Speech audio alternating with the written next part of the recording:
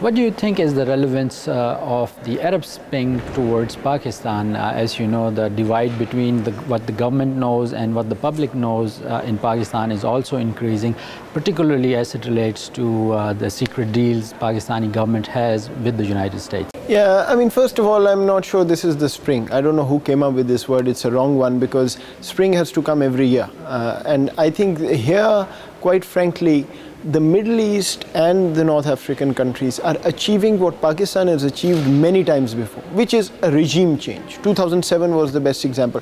So I'm not sure this is the kind of revolution that Pakistan will have, because Pakistan has gone through that, and what it's found is that even at the other side of this revolution, things don't really get better automatically. So my concern is more the Arab world becoming Pakistan in a limbo and not knowing where to go, rather than Pakistan becoming the Arab world. I think that kind of, if you want to call it a revolution, the Musharraf lawyers movement was exactly that.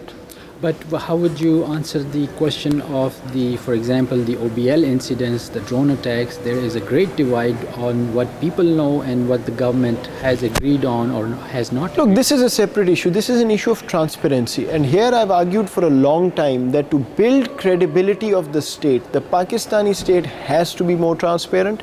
Both the military and the civilians have to tell their people what they're doing, what are the deals with the US. The US has to do the same. Until and unless this ambiguity disappears and there's complete transparency. And then of course in transparency, if there are things that the people do not acknowledge, do not want, then you have to remove them. But that is the true nature of the society. You can't keep on making secret deals and hope that people keep on supporting you.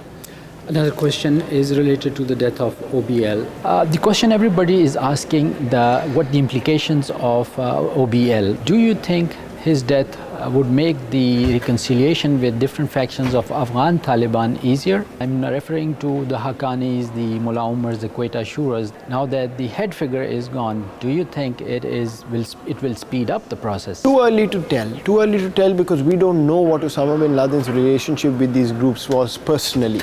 I think if anything it will make it easier because the kingpin, the symbolism of Osama bin Laden was important.